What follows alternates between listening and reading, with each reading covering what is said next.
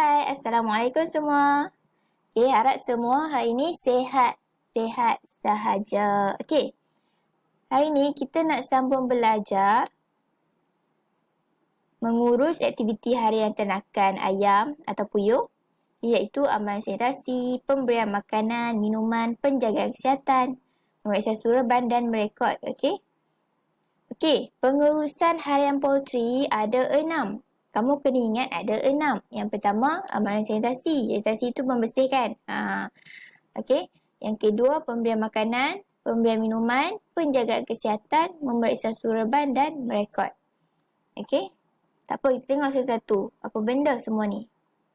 Yang pertama, kita tengok dulu amalan sanitasi. Tadi cikgu dah bagi tahu sanitasi itu membersih.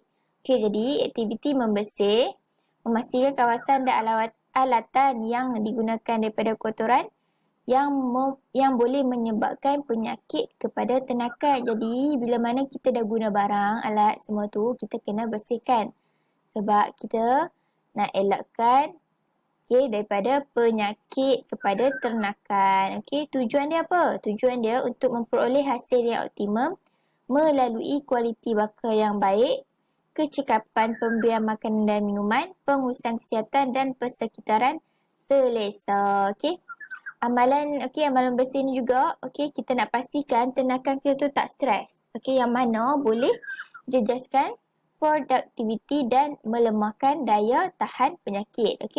Kemudian sanitasi ladang ni kita buat mula daripada peringkat perolehan anak ayam sehingga pemasaran. Maksudnya daripada anak ayam tu kecil sampailah kita pasarkan. Tengok apa tu skim amalan ladang ternakan. Kita panggil dia sebagai SOP. SOP. Bukan garam SOP. Skim amalan ladang ternakan. Konsep ni dia tekankan sistem ternakan. Tujuan dia apa? Tujuan dia untuk pastikan program kesihatan ternakan dipertingkatkan sepanjang masa. Dan diuruskan ikut amalan penternakan yang baik, GAHP, untuk hasil berkualiti dan selamat dimakan. Dan kita tengok pula kawalan dan jaminan kualiti. Kita kena sediakan rekod ladang yang lengkap. Contohnya rekod sumber anak ayam, sumber makanan, semua ni kena sediakan. Kena rekod. Rekod ladang ni dia kena semak, dikemaskini dan mengambil tindakan segera jika ada masalah. Sebab tu pentingnya merekod. Kita tak apa, lagi last kita tengok merekod. Tujuan dia untuk elakkan pencemaran dan gangguan kepada persekitaran serta masalah penyakit dari ladang ternakan. Yang kedua adalah pemberian makanan dan minuman. Tadi adalah apa? Amalan sanitasi. Yang kedua, pemberian makanan dan minuman. Pemberian makanan dan minuman ni dia kena ikut peringkat pembesaran dan keperluan nutrisi ternakan. Tak boleh lah kita ikut suka hati je nak bagi. Sebab tu kita kena ikut peringkat pembesaran. Makanan yang diberi kena bermutu tinggi lah dan mencukupi mengikut keperluan jenis ternakan. Setiap ekor ternakan tu kita kena bagi dia ruang lantai dan ruang makanan yang mencukupi ikut peringkat pembesaran. Penternak perlu pastikan bekalan makanan yang diperoleh daripada kilang perlu menerapkan amalan pembuatan yang baik atau diperakui oleh Jabatan Perkhidmatan Veteriner. Dan makanan tu kena simpan dekat tempat yang bersih, mempunyai pengudaran yang baik, tidak terdedah dengan persekitaran yang mana boleh menjejaskan kualiti zat makanan. Jadi kita kena simpanlah tempat yang bersih sebab kita tak mau jejaskan kualiti zat makanan. Ni yang cikgu kata tadi, kita kena bagi makanan ayam ikut peringkat umur pembesaran. Yang mana dia ada dua cara. Cara pertama dan cara kedua. Tengok makanan permulaan. Cara pertama boleh bagi 1 hingga 21 hari. Cara kedua pula 1 hingga 14 hari. Ikutlah nak pilih yang mana. Makanan pembesaran pula 22 hari sampai ayam keluarkan hasil. Cara kedua 15 hingga 39 hari. Dan makanan penamat ni, cara pertama ni tak payah dah lah. Sebab makanan pembesaran kita dah bagi dah sampai ayam tu mengeluarkan hasil kan. Kemudian kita untuk cara kedua pula, hari ke-40 hingga ayam mengeluarkan hasil. Okey, ni untuk ayam. Tengok pula makanan puyuh. Okey, sama juga dia ada permulaan, pembesaran dan penamat. Okey, yang ni sama juga cara pertama sampai makanan pembesaran ni 15 hari hingga puyuh keluarkan hasil. Okey. Cara kedua sampai makanan penamat lah. Okey, keperluan air minuman ayam. Okey, kena ikutlah minggu pertama sampai minggu ke-8. Ni adalah jumlah air yang diperlukan oleh ayam. Kemudian tengok pula keperluan air minuman puyuh. Okey, cikgu typo, maaf ya. Peringkat pendudukan 2 bekas minuman plastik 900 ml. Peringkat pembesaran 2 bekas minuman plastik 3.6 liter. Okey. Okey, seterusnya tengok pula penjagaan kesihatan. Okey. Kita kena buat pemeriksaan kesihatan ni untuk tujuan dia apa? Untuk kawal penyakit lah daripada merebak. Sebab apa? Ternakan yang sihat ni dia mempunyai ketahanan untuk melawan penyakit. Okey. Kita tengok penjagaan kesihatan ada 4. Okey. Ada penjagaan kesihatan ada 4, iaitu timbangan mingguan kena buatlah semua ni. Pemberian vaksin, pemberian antibiotik dan pemberian anti-stres. Okey, semua ni kena buat. Okey, program kesihatan dilaksanakan, tujuan dia apa? Tujuan dia untuk memantau perkembangan ternakan. Okey, serta mengambil langkah perlu untuk pastikan keadaan kawasan ladang adalah terkawal. Okey, antara program dijalankan ada 3 ya, iaitu pelalian, rawatan dan biosecurity. Ingat ada 3.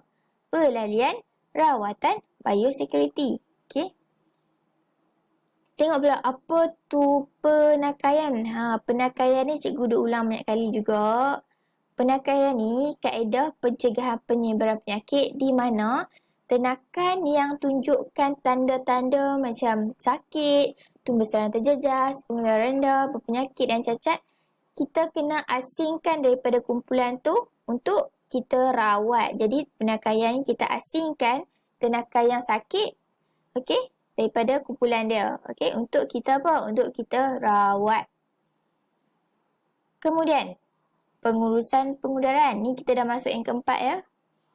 Keempat, okey, aktiviti pengurusan harian poultry iaitu pengurusan pengudaraan. Pengudaraan pun kita kena urus.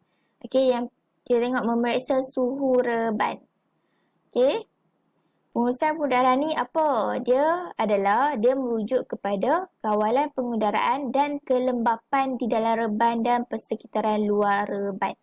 Okey. Suhu ni dia sebenarnya mainkan peranan penting untuk tumbuhan ternakan. Kamu ingat tak cikgu pernah ajar kat kamu? Okey. Yang suhu tinggi ayam jadi apa? Suhu rendah ayam jadi apa? Bila ada angin jadi apa? Ingat tak? Okey. Jadi suhu 24 darjah Celsius adalah suhu yang ideal lah untuk ternakan. Okey. Selepas peringkat pendudukan, setiap penurunan 1 darjah Celsius dan kenaikan 2 darjah Celsius di atas paras 29 darjah Celsius akan menunjukkan kadar penukaran makanan. Okey. Persekitaran reban. Okey. Persekitaran reban ni dia adalah pemantauan gas amonia, karbon monoksida, karbon dioksida, hidrogen sulfide dan oksigen dalam reban tertutup. Okey, perlu dilakukan bagi pastikan paras tidak menjejaskan kesihatan ayam dan pekerja. Okey, amonia dan hidrogen ni, amonia ni dikaitkan dengan apa? Dengan sisa buangan ternakan. Okey, tinja semua tu, sampah sarap dan juga bangkai.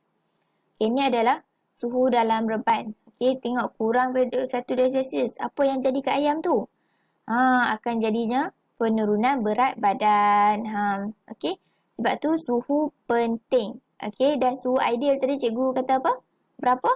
24 darjah Celsius. Tu adalah suhu ideal untuk ternakan ayam dalam reban.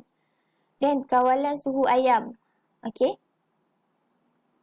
Ni adalah kawalan suhu ayam yang kita kena ikut. Kemudian yang terakhir adalah merekod. Rekod ni tujuan dia apa? Tujuan dia untuk mengetahui perkembangan, membuat kawalan dan pemantauan berkaitan perkembangan tumbuh-besaran dan prestasi ternakan. Okey, kita kena buat setiap hari. Rekod ni kena buat setiap hari. Okey, secara terperinci dan berkala. Okey? Antara rekod yang perlu dilakukan, okey, ni semua adalah rekod yang kita kena buat. Okey, rekod kewangan, kematian ayam, penggunaan makanan, program rawatan, berat badan ayam, pengambilan vaksin, vitamin dan juga pemasaran. Jadi semua benda ni kena rekod. Dan tadi salah satu yang cikgu sebut ni adalah rekod berat badan ayam. Rekod berat badan ayam ni kita guna dia untuk menghitung nisbah penukaran makanan. Okey? Kemudian timbangan dilakukan setiap minggu. Okey, kita kena timbang ternakan kita tu setiap minggu. Mula daripada minggu pertama sampai minggu ke-6, iaitu sampai ternakan tu dipasarkan lah. Okey? Jadi tengok, ni contoh rekod harian ternakan. Okey, ni adalah rupa rekod harian ternakan lah. Okey. Ada bilangan ternakan, ada tarikh mula, tarikh akhir. Okey. Bilangan ternakan, tengok ni. Semua ada. Kemudian ni adalah contoh rekod senarai semak pengurusan ternakan. Okey. Ada sebelum, semasa, selepas. Jadi semua ni kita kena semak. Okey. Sebelum, semasa dan selepas. Baik, itu je kelas kita untuk hari ni. Jadi untuk latihan, cikgu akan bagi dalam Sokratif. Kamu semua tak pernah buat lagi kan dalam Sokratif? Okey, tak apa. Lagi cikgu tunjuk cara dia macam mana. Okey? Jadi itu saja kelas kita hari ni. Jumpa lagi kelas kita Khamis ni. Okey? Bye. Assalamualaikum.